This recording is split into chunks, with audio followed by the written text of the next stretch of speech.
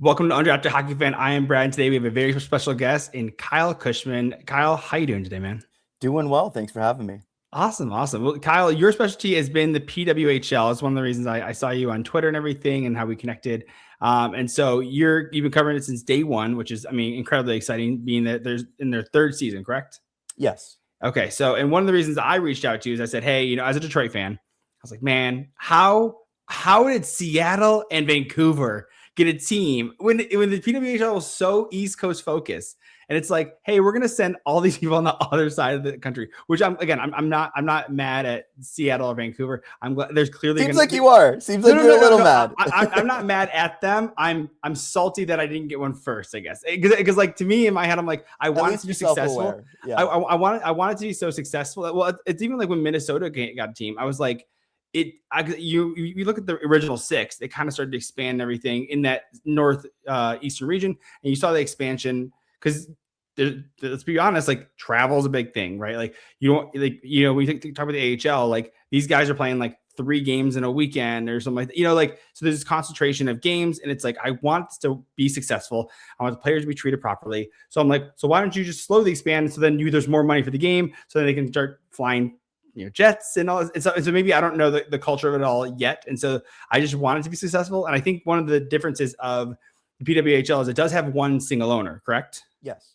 Which so that kind of gives a little, if he wants it out there and he's willing to fund it, awesome. Like, so I'm not mad about that, but I'm a little salty because I want Detroit. come on, so again, but I'm very happy and excited for the Golden Eyes and the Torrent. I think the be my second favorite team. So I will say I am a Montreal Victoire fan. So last Any name specific reason for that, or poo. But I think the fit looks just so phenomenal. That's why I just thought I've always it's an incredible uniform. It is, and so I've always been I'm a Red Wings fan at heart. It's always number one, right?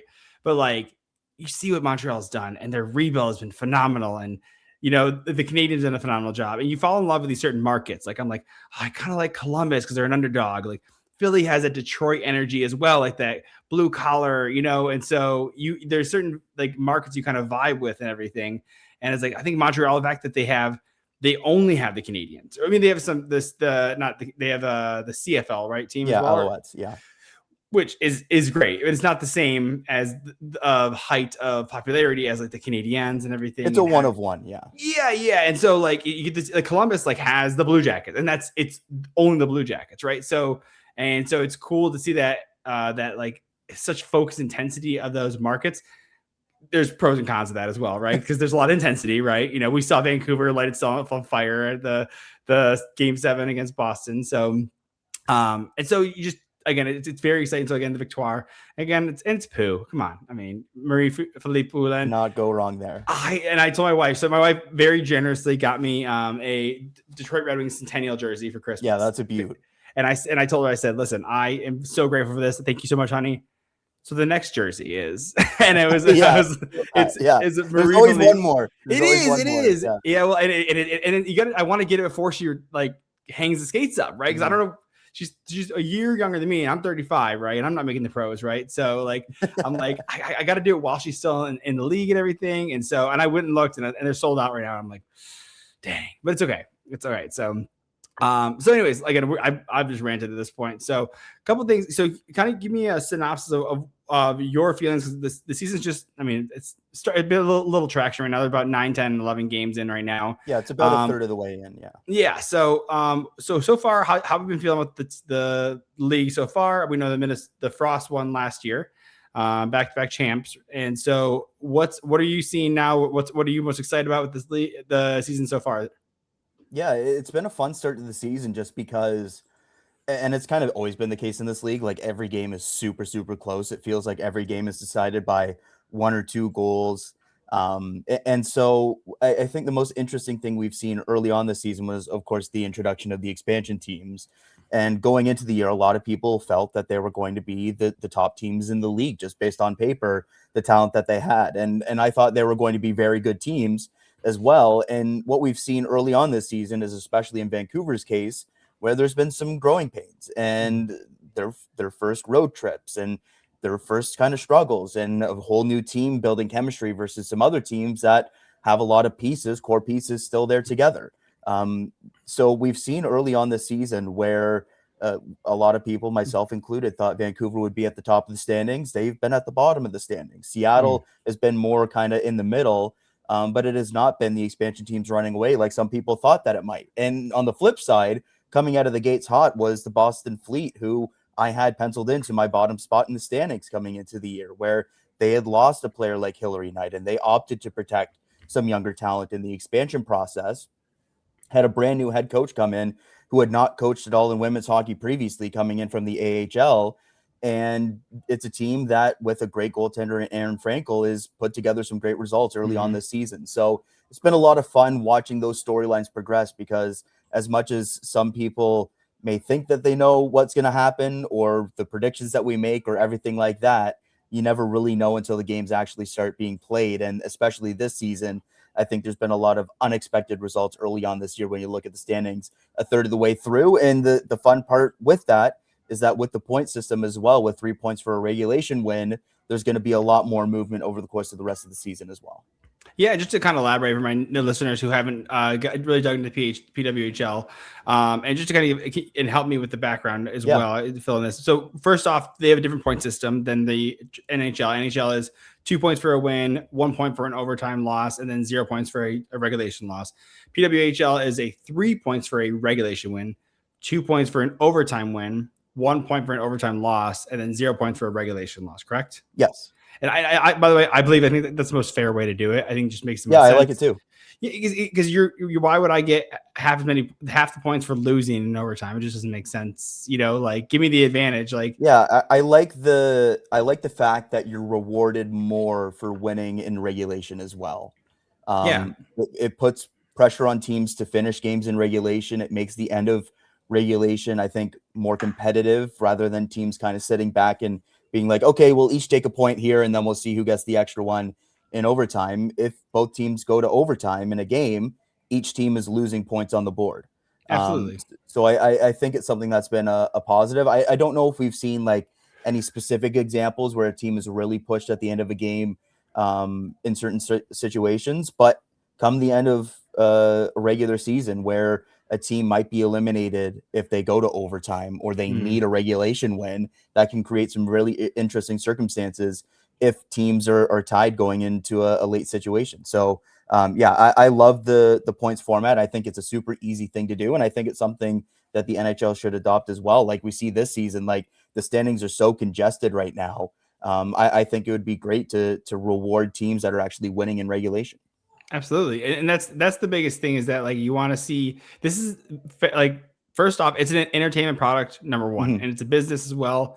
And again, and I believe me, I want to do it whatever we can to make sure that it's fun and it's exciting, and it's like, it's also profitable, and you're treating the workers properly, right? Like, it's the fine balance.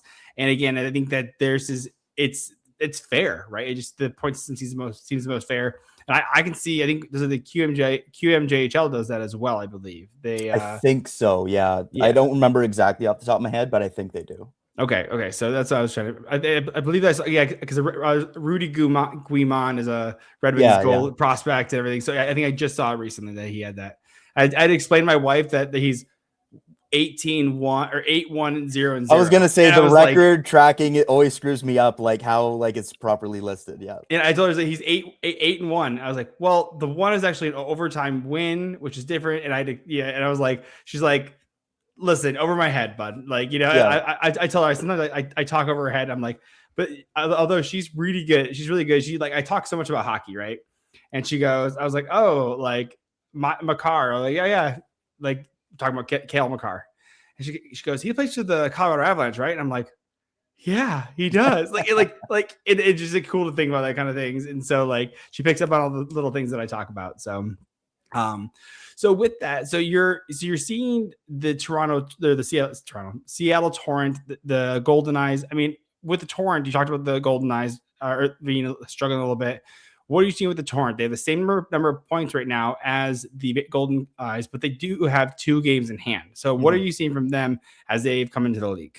Yeah, Seattle is a really fun roster. I actually just saw them live over the weekend in Hamilton. It's a roster that I think is pretty top heavy. Their bottom 6 isn't as productive as some other tops or bottom sixes around the league, even though they've got a little bit of production here recently from their third line. But the name of the game for Seattle is their top six. They have two of the best young talent in the league in Hannah Bilka and Julie Gosling, two very different players. Bilka, speedy winger, a little bit smaller frame, but a really dynamic forward. And then Julia Gosling, one of the tallest players in the league, big power forward, who can pot goals around the net, but has a lethal shot and can score from distance as well. And then you have those player types alongside the likes of Alex Carpenter and Hillary Knight, who have been mainstays on the American national team. But it's not just them as well. You have Danielle Serdachny, who was a second overall pick in this league, Jesse Eldridge, who has been one of the most productive players in the league. So it is very a top six heavy focus for the Torrent. But one of the fun things for them early on this season has been their goaltending and their second round pick, Hannah Murphy, who's really stepped into the limelight here, where Corrine Schroeder, the starter coming into the season, had a couple of decent games, but not anything to write home about. And then Murphy comes in the net and has been spectacular in kind of every start that she's got so far. Young goaltender, Canadian out of Colgate, and looks like she's at least going to be splitting starts the rest of the season, if not taking over that starting role. So it's been very fun to see her come into the limelight here as, again, one of those kind of unexpected storylines where it's you have a rookie backup behind a goaltender that's been very good in the league through 3 years or through 2 years to that point. And it's like, okay, they're probably going to play like 5 or 6 games, and that's probably it for their rookie season. And she's taken an opportunity and run with it to get herself some more playing time here. Well, and that's what you want to see. You want to see the young talent and everything. I mean, every team wants that, right? When you look at the NHL, NFL, you want these young, talented people to be there long term, right? And so, and I'm looking at Hannah Murphy. She's 5'10" in the PWHL. Is that because she's a woman, right? So I'm still learning these. Yeah, she's one of the taller goalies. Yeah, that's what I was wondering. There's one goalie listed above 6 foot right now, and that's 6'1" Abby Levy. There's a handful of goaltenders that are like 5'10", 5'11". But to that point, one of the fun things about women's hockey is I think you have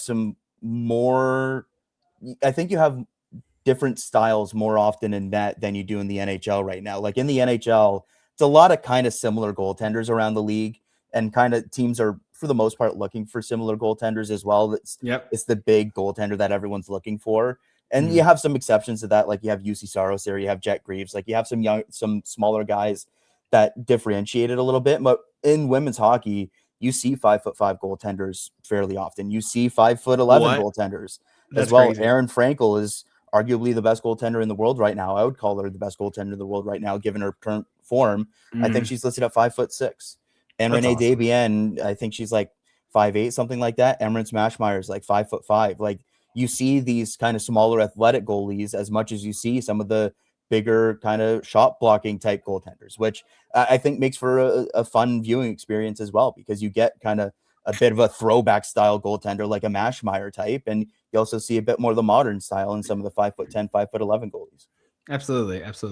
And so, just speaking of seeing what you're going to be seeing them play, I will be seeing them on March 28th. I will be seeing the Sirens and the Victoire playing at Little Caesars. So my wife and I we couldn't make it last year. I was like, oh, maybe we should do it. And then we didn't end up doing it. And then I told her I wanted to go recently. It was January 3rd, but my wife and I just had our first kid. So congratulations. He just debuted on the podcast. Thank you. A couple days ago. So my first episode in a while, and he made a debut, and I was like, I got to bring this guy on and everything. So of course, got to get the pod debut, dude. Yeah, exactly. He's a rock star. He did a great job. He slept the whole time. So it was awesome. So we'll be talking about that. And well, after this break, we'll talk about what it's going to take for Detroit to get a team where they're kind of falling in the rankings. So right after this quick ad break, and then we will jump into that conversation right after this. The jaw-dropping moments that make hockey, experience them all with DraftKings Sportsbook, an official sports betting partner of the NHL. Missouri listeners, listen up. DraftKings Sportsbook is now available in the Show Me State. New customers, this one's for you. Bet just $5, and if your bet wins, you'll get $200 in bonus bets instantly. Download the DraftKings Sportsbook app and use the code THPN. That's code THPN to turn $5 into $200 in bonus bets if your bet wins. In partnership with DraftKings, the crown is yours. Gambling problem? Call 1-800-GAMBLER. In New York, call 877-8-HOPE-NY or text HOPE-NY. In Connecticut, help is available for problem gambling. Call 888-789-7777 or visit ccpg.org. Please play responsibly on behalf of Blue Hill Casino and Resort. Pass-through of per wager tax may apply in Illinois. 21 plus agent eligibility varies by jurisdiction. Void in Ontario. Restrictions apply. Bet must win to receive bonus bets, which expire in 7 days. Minimum odds required. For additional terms and responsible gaming resources, see dkng.co/audio limited time offer.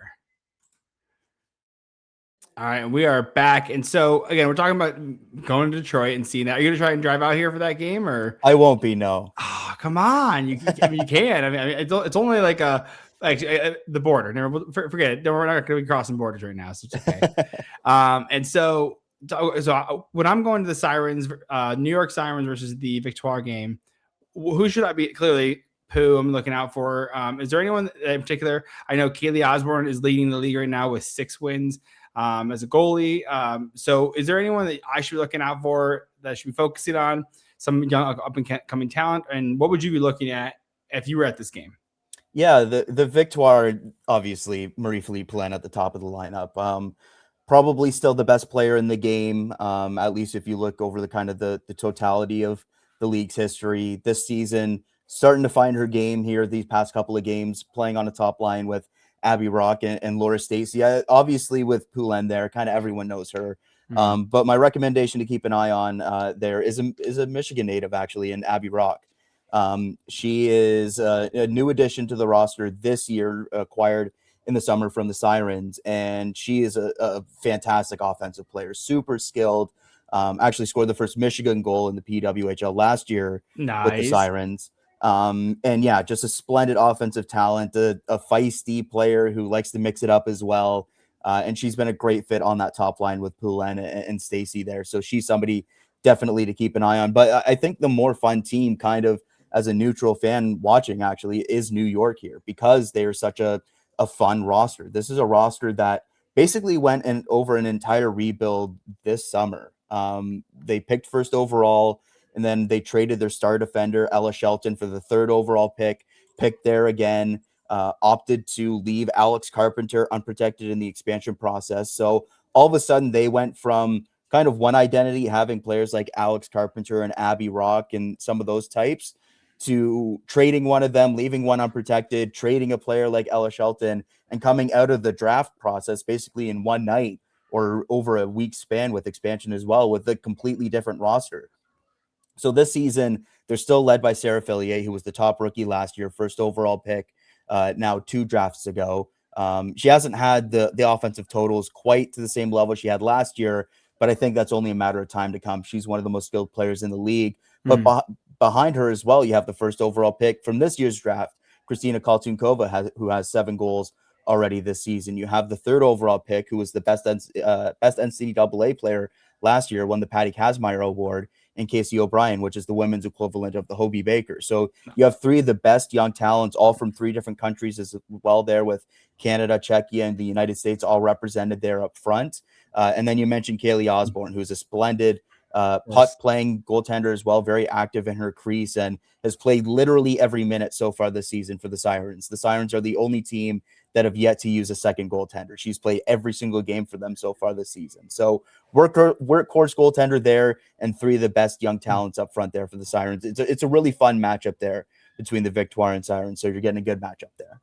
So going on that, there's a record in the NHL which will never be broken. It's the most consecutive games played by a goalie. I think it's like Glenn 600. Hall, right? Yeah, I think something like that. It's like 600. It's a crazy amount of games. Do you think she's going to set the record, or at least? I mean, I actually don't know what the PWHL record is, so it probably is. I'm glad. I'm going to note that down and see if I can track that down somehow. Yeah. He probably has it already. So yeah, I mean, honestly, at 9 games, it sounds like. I mean, you don't see that in the NHL. Yeah, for sure. Like, let us know on that one. So I'll have to get back to you there. That's a good bit. Stop. I'm not a real journalist yet, but I'm glad I can impress you. So this is good. One of the things, this is more, and this is on my notes yet, but one thing I'm kind of pretty excited about, again, Red Wings fan, we have JT Compher here. Jesse Compher is going up all over TikTok. I see her all over TikTok, which is exciting. And I'm looking at the roster for the Victoire as well. You have Dara Gregg, right? So sister of Ridley Gregg, and his dad played in the NHL. What are your and we see this with brothers. Some brothers do really well. You see like the Sedin twins did really well together. And sometimes you see like the Svechnikovs where like one does well and one is less. Are you seeing any consistency when it comes to siblings or anything that, hey, maybe Greg is standing now in a similar role, or do they have similar styles or anything relationally there? I'm just kind of curious because, again, you're clearly more tuned into the PWHL. Yeah, we're starting to get more and more of that, obviously, as the league continues on. The funny thing is we actually have yet to have two siblings in the PWHL play. We almost had it this season. Emily Zumwinkle, whose sister is Grace Zumwinkle with the American national team, but also with the Minnesota Frost. She's on a reserve contract with Seattle. So there's a possibility that that record could change this season, but not quite yet. But yeah, it's something where I think stylistically, closest it might actually be the Comforts, where JT kind of a two-way player. I think at his peak was probably more like what Jesse is now, more of like a kind of third line type now for JT, but yeah, really blossomed over the past year into a legit top six winger, a power type who can score some goals. I think at kind of it probably his Colorado peak for JT. yeah. That maybe a bit of a similar player type there. I think the big sibling connection this season so far has been May Batherson with the Minnesota Frost, her brother Drake Batherson with the Ottawa Senators. They play two different positions. May's a defender, but last season played very much a depth role. Minnesota lost basically all of their defenders this offseason. I think it was 4 of their regular 6 they lost either through the expansion process or through free agency. So she had a big role coming into the season, and she's been great as of recently. I think she's on an active 6-game point streak now. Very nice offensive defender. And her head coach, Ken Klee, former NHLer, mentioned after their most recent game here in Toronto that her having her offensive instincts and getting to kind of bounce ideas or bounce things off of her brother and her father as well plays a role in kind of her development there as well. So I think May Batherson this season has kind of been the big one to kind of stand out among the kind of notable siblings. But there's a bunch of them, like Madison Samoskevich out in Vancouver. Her twin brother actually is Mackie. Yeah. So yeah, there's a handful of those around the league, and I think there's at least one more coming in this upcoming draft, but I'd have to check again. But yeah, lots more coming along. So I mean it's exciting because it's cool to see because it's right now, really fun. Yeah. Well, currently there's not a direct NHL to PWHL connection yet, right? Unlike the WNBA, where the NBA is invested in the WNBA, there currently isn't that contract. I think the NHL is kind of stepping back to kind of let the PWHL grow as it needs to. Yeah, there's no NHL affiliation with the league at all. Which I kind of like. I think it allows the creative freedoms that the PWHL has, right? Such as the different scoring rules, right? We're talking about the jailbreak rule, which can you elaborate on the jailbreak rule for everyone? I think I know, but I want to make sure you can. I'll let you take the reins on that one. Yeah, so I'll expand on it a little bit more. So there's 2 significant differences when it comes to penalties and then what happens afterwards in the PWHL. It starts actually with a rule that was introduced last season, which is called the no escape rule. So when somebody takes a penalty and the play is blown dead, the 4 players that are on the ice for the team that committed the infraction have to remain on the ice, essentially the same way that an icing would be implemented. Yeah. So those players have to remain on the ice. So if for example, if a defender takes a penalty, well, then you're starting the penalty kill off with 3 forwards and 1 defender. And if the power play team wins the face off there, then they have a big advantage there to start it off. If they're obviously able to clear the puck down the ice, then you can get your change in your penalty kill unit on. So there's one significant difference. But the one you're talking about is the jailbreak rule, which has been in the league since day number 1, which is, again, a special teams rule where if the team that is shorthanded on a minor penalty scores a shorthanded goal, the player is freed from the penalty box and there's no more power play for the opposing team. So basically, if a goal is scored at all at special teams, whether it's a power play goal or a shorthanded goal, the rest of the power play is nullified. The only exception to that is on a major penalty. If it's a 5-minute penalty, then it remains for a full 5 minutes. There's no jailbreak rule on a 5-minute major, but for all minor penalties, that rule is in place. Yeah, and one thing I had the hardest time, and I just realized I just kind of thought about it because, again, when you think about the league, it's the entertainment product, right? And so I had the hardest time understanding the jailbreak rule because I was like, so you're shorthanded, your team creates, has an infraction, and then you get to score a goal and you get your player back. I was like, that doesn't make any sense. Why are we rewarding and letting someone out of the penalty box if the team who had the, like, it didn't make sense to me. And I was like, oh, wait, this is going to make people try and get more shorthanded goals, which is fun and which is exciting, right? And which also opens up more space for a power play if a penalty kill is being too aggressive. So it opens up goal potential on both sides of the ice. Yeah, which again, I think it's exciting. It's like again, I like this. It feels like they're more customer focused, right? Which we've seen again. Hockey's my favorite sport. Obsessed. There's certain things that I feel like the NHL does that holds back the fan experience, and I think they're starting to get better at this. And I'm very pro Pride Night, right? Like, and we've seen a great job with the PWHL being their own heated rivalry, basically, because there's so many interrelationships and everything, which again is phenomenal. But there's some things that, like, I want the NHL to, like, hey, I want to be the best league in the world. How can we do that? And how can we properly market things? And like, so I think the PWHL is doing a great job with these kind of things. I think that those type of rules help a lot as well. Is there another? So I think there's another one I heard in the playoffs, and all teams go to playoffs, I assume, right now. No, actually. So, from the start of the league, it's been a 6-team league. This year it's different, but from the start, 4 teams out of the 6 made the playoffs. This season, they didn't change the playoff format at all. So all of a sudden, it goes from 4 teams out of 6 making the playoffs to now 4 out of 8 make the playoffs. So exciting. It's the exact same playoff format, but with 2 more teams. So it becomes that much harder to make the playoffs this year. Which makes sense. You want to create stakes. Exactly. You want people to playing games for a reason. And then so there's 2 caveats to that. One is there's some talk about being able to pick your first round opponent. Yeah. So on that one, if you win the regular season, because there isn't, if you're second and the first place team picks a team, well, then you don't have a choice to make, right? So we'll see if they expand into the future and if anything like that would change where like a second seed pick or whatever. But for as it is right now, 4 teams make the playoffs. If you win the regular season and you're the number 1 seed, you get to pick between the 3rd and 4th seed who you want to play in the semifinals. You can't pick the second team, even if you would want to, just because that team has earned the right to home playoff dates. Sure. But you can pick one of the 2 3rd or 4th seed teams. In the first year, we saw Toronto win the regular season. They picked the number 4 seed, the Minnesota Frost. They lost in the semifinals last year. I love that, by the way. Exactly, right? That's the drama. Give me the drama. Give me the excitement. That's a storyline right there. And of course, Toronto. Absolutely. And then last year, Montreal won the regular season. They picked the number 3 seed, Ottawa, and they also lost in the semifinals. So far, the regular season, in fact, a lower seeded team has never won a PWHL playoff series. The Minnesota Frost were the number 4 seed both seasons. They won the championship, and they were playing the number 3 seed in both of those finals. So far in the PWHL, being one of the higher seeded teams has not been favorable. But it's, again, a rule that I think had a bit more, I don't want to say controversy because that's probably not the right word to use, but had more discussion around what its benefits and pros and cons.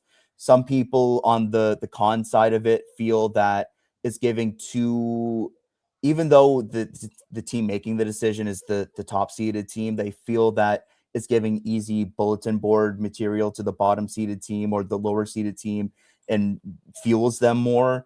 I think a team is probably going to feel that way regardless. Yeah. So I don't see exactly. So I don't buy into that. I love the rule. I think it makes it really interesting because like last year you have a team like Montreal who decides to play Ottawa due in part to the fact that it's closer. So it's less travel. So if you make it to the finals, then you feel more well-rested. You can pick your opponent based off of how you feel they're matching up. Like in that first year, Minnesota was going into the playoffs, barely making it. I believe they lost all 5 games after the World Championship break that year.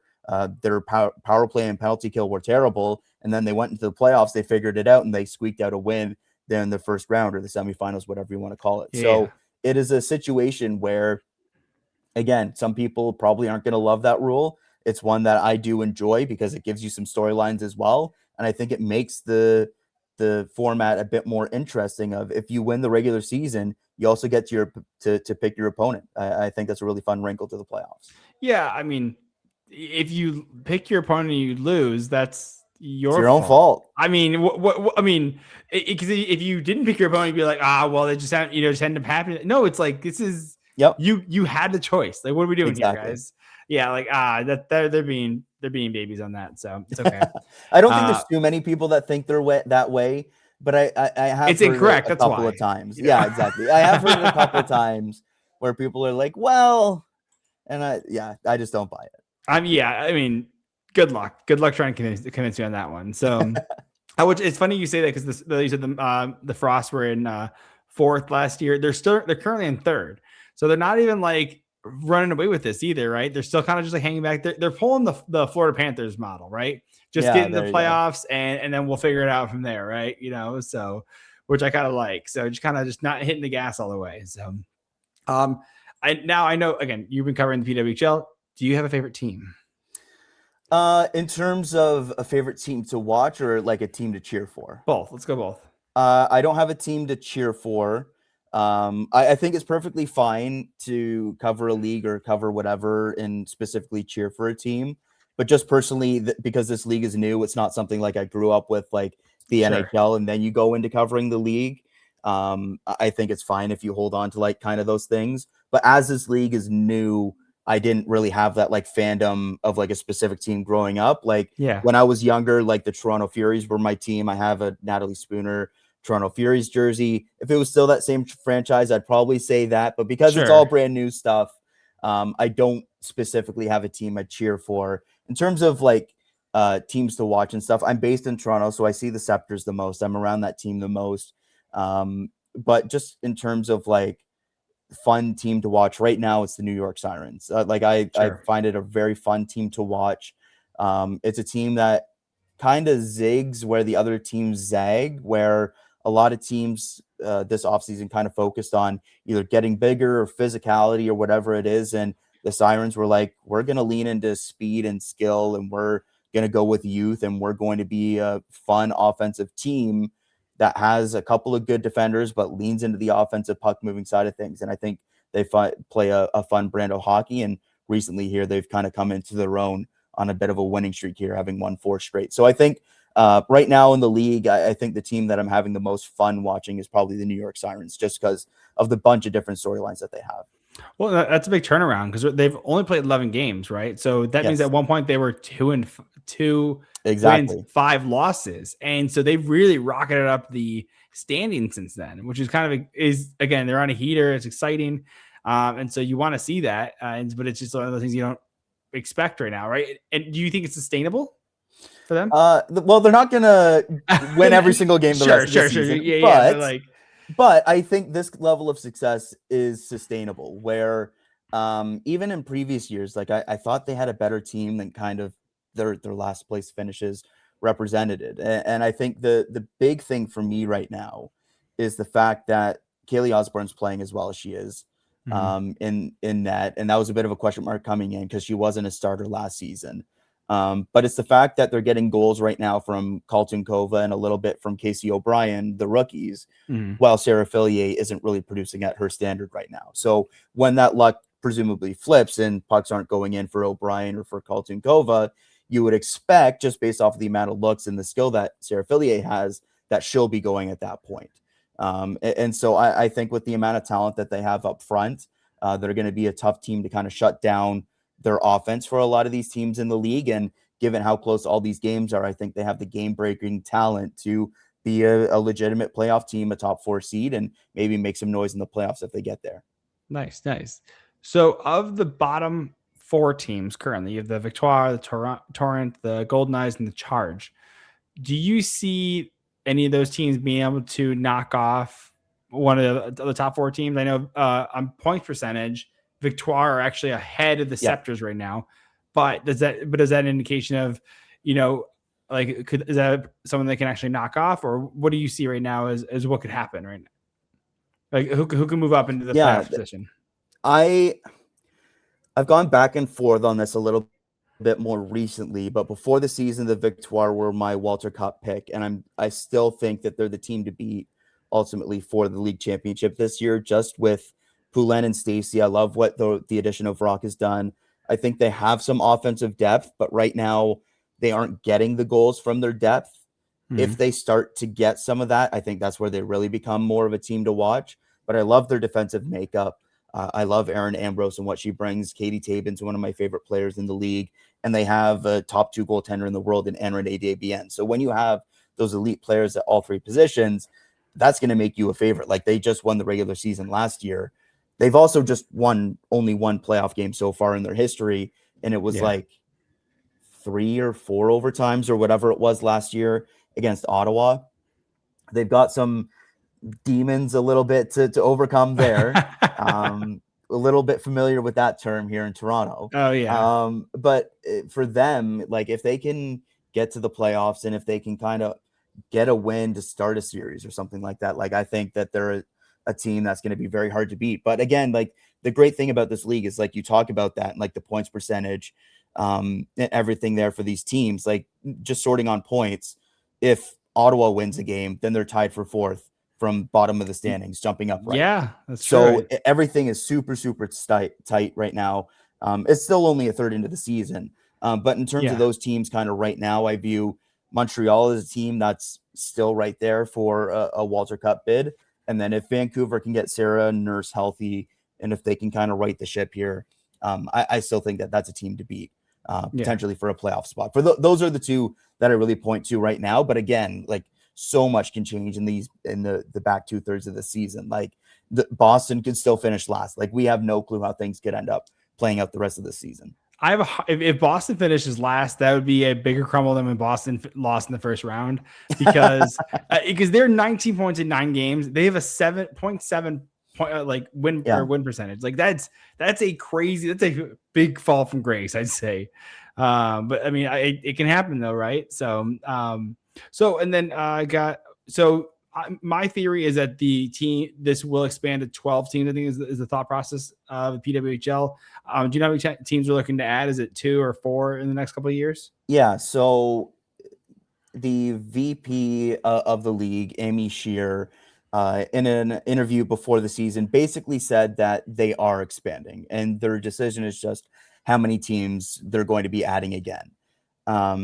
She said it's either 2 or 4, and her words were that if she was a betting woman, it would be 4. And that would be for next season. It wouldn't be over like a 2-year span. It would be 4 teams after this season. I still think that that's a little aggressive. I think 2 teams kind of over a more steady span makes more sense. It's a little bit less disruptive to the teams over 1 year, although it is more disruptive over longer term. So I can see the pros and cons there. But for me, I think taking a slower approach so that you're not completely changing all of these rosters again, as significantly as it would be if you're adding 4 teams. So I think it'll be 2 teams at the end of the day. But I wouldn't be shocked if it's 4 based off of the way that this league is talking. And this is a league that has said that they want to be aggressive. It's a league that's backed by one of the richest people in all of sports, the Walter Group, who own the Dodgers, who own all that stuff there. So if there's any league or any kind of backer that would expand by 4 teams in one offseason and double a league size over a 2-year span, it would be this group. But for me, I still think it's going to be 2 this year, 2 the year after that, and then they'll stay put at 12 teams for at least a handful of years.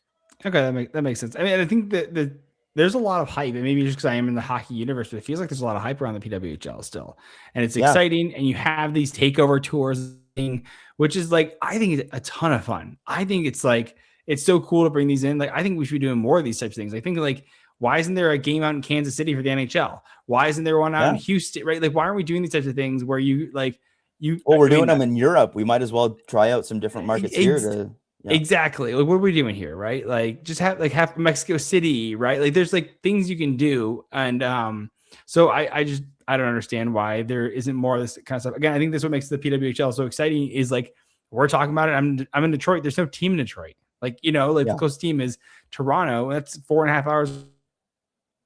So you have to consider like it's an exciting product. It's a ton of fun. I think just the way the social media is doing a great job. I think like there's just so much cool things that are happening with PWHL, and the women are doing a banger job. Like again, I love, so like I watch Austin Matthews and his fits and the fashion. I think the girls are nailing this, dude. They're so stylish, and it's so fun, and they're just having a great time. And I think that's the thing, is that like some guys are so serious with their sport, they're just so focused and everything. It's like these women are having the best time, dude. They get to play professional hockey. And I will say, because there was a little bit of because this came out of kind of, I remember when there was two leagues prior to this, right? Yeah. And it was a little tumultuous. I remember I didn't learn all the drama, but it was pretty hard on a lot of women. There was a lot, and it was over a lot of years. Yeah. Well, yeah. And the thing is there was a lot of competition, and that my takeaway, my simple takeaway was that a lot of women had to step away or walk away from the game because there wasn't room for them anymore, because they did this PWHL and it's only 6 teams and there's only so many players. And it ended up a lot of like the Buffalo Beauties, I think was one of the ones Buttes, and everyone was like, oh man, that's the team. That's like a really, like, that's one that I'm like, okay, that I understand. Like there's some heartfelt, like you said, you had the Toronto Fury before. Like, yeah, that was a long time ago now. In 2018 is when that league folded. So yeah, the most recent one was the NWHL, which became the PHF. So the Toronto team here most recently was the Toronto Six then. Okay, yeah. And so it's so cool to see how everything's kind of, it was again tough at first, but it seems that there's a lot of good things happening in this league. I think everyone's excited about it. I'm excited about it. I'm glad we're able to talk about it and everything. And I'm trying to see if I have one more question for you or not. What's one thing you're looking forward to outside of expansion for this league or this season? Yeah, that's a good question. Like I think the big thing, like next year's draft is ridiculous. A bit of a reason for it is because of COVID. So there's some players that got 5th year eligibility, but also there's some players that in the old Olympic format, the United States and Canada, because there was no leagues really for these players to play in, would centralize their players. So they would take a 30-player roster, and they would basically all train together and play together for months leading up to the Olympics. So collegiate players would leave their schools, basically take a year off. And so that naturally would give them another year of eligibility, kind of extending their window over a 5-year period where you would typically play 4 years. So all of that to be said, we have this loaded draft class where there's a couple of 5th year players that are playing out their eligibility. There's a couple of players that would have played out their 4 years last year, but because they were in the centralized group for the 2022 Olympics, well, then they had an extra year. So all of that has come together with an absolutely loaded draft class coming up, where I think the number is 5 different players from the current Team USA Olympic roster are all going to be drafted. So like the NHL equivalent would be like, imagine if it's like Jack Hughes and like that kind of age group all being drafted to the NHL this year coming out of the Olympics. That's awesome. Like that's the equivalent we're talking about here. It's Caroline Harvey, who's going to be drafted and is a rookie next year. But by my money, she's a top 3 defender in the entire sport right now. Awesome. Cale Makar coming through the draft right now. Like things like that is what we're kind of talking about here. It's like her, it's Abby Murphy, Tessa Janicki, Layla Edwards, who's one of the most unique players in the sport. All of those, and all of them coming from the American national team too. So that's one of the big things I'm looking forward to watching, in addition to the expansion stuff, is what happens the rest of the season, who misses the playoffs, and then who wins the first overall pick as a result, because it's going to be some franchise changing stuff there. So, and speaking of the draft, can you expand? It's as you lose your eligibility for playoffs, or you're eliminated from the playoff contention, there's a point system that as you gain more wins, you go higher in the draft. Can you, and maybe I said that incorrectly, but can you kind of clean that up for me? Yeah, how that works? Pretty close to what it actually is. So it's kind of called the Gold Plan, named after the person that kind of came up with the idea for it. But essentially, the easy way to try and describe it is when a team is mathematically eliminated from making the playoffs, their record the rest of the season goes towards the first overall pick. So if a team is eliminated earlier, it means that they're a worse team. They have a longer runway to generate points towards the first overall pick. If you're a better team, you're going to be eliminated closer to the end of the season. You're not going to have as many games to go and accumulate. So it doesn't change the draft order in theory too much. Like, it's not going to be like using an NHL equivalent. A team that barely misses the playoffs isn't going to win the first overall pick just because they're a better team, because they did basically have any games to accumulate points towards the first overall pick. Yeah. So what it does, though, instead, is it gives fans and teams a reason to pay attention and play games and cheer for your team. Instead of having situations where you're cheering for your team to lose, you're cheering for your team to win, because 3 points could be the difference between you getting Caroline Harvey or a 5th overall pick. That's franchise changing stuff. Yeah. So that's the way that it works. So it's the points you accumulate after being eliminated from playoff contention. So the last couple of years, there really hasn't been a race for first overall at all, because the final playoff spot has come down to the final day of the regular season. So there hasn't been anything to battle for. This year, that'll change, though, because you have 4 teams that will be vying for the first overall pick. In theory, all of them aren't going to be able to contend right up to the final day of the season. So you're going to have a bit more jockeying there. So it's not just you finish bottom of the standings, you get the first overall pick. You finish bottom of the standings probably means you were eliminated from playoff contention a couple weeks ago. So if you can win some games down the stretch, which the New York Sirens actually have the past 2 seasons, then you're setting yourself up to pick for first overall. Well, and the nice thing is unlike the NHL, or, you know, you draft. So my wife and I went to the 2022 draft. Just we watched it from the LCA and everything. And Red Wings drafted 8th overall Marco Kasper. She's like, "Oh my God, so exciting! Are we going to see him next season?" I said, "No, absolutely not. We're going to see him for like 2, maybe 3 years. Of course not. Why would we see him?"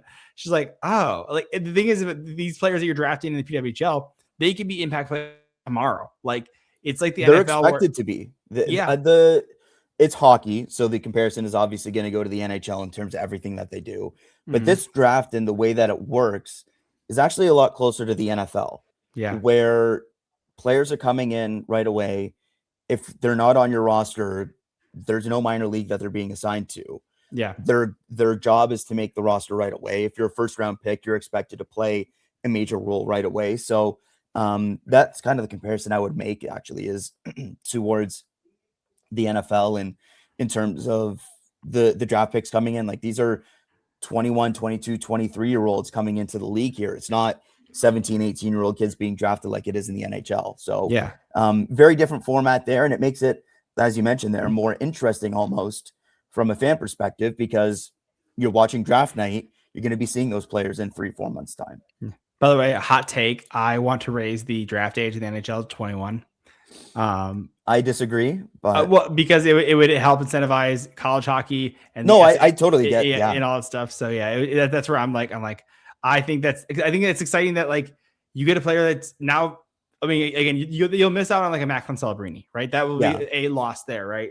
And so, but it's maybe at 21, but like, I racing the age, I think it should be a lot cool, because there's some people that just take so long. And I think you pull away talent from other leagues, and we know the SHL and like leagues over across the pond, they're like, "Yo, you can't take all of our good players. Like, we also need good players," right? And the CHL talks about it like, "Oh, we can't let guys go to the AHL because we need those good players." And so, like, as a Red Wings fan, we saw that with Michael Rasmussen. He's like, he was too good for the CHL, but he was not good enough for the NHL, and his development got completely screwed. Now he's a third, fourth line guy. You're like, dude, he was 9th overall.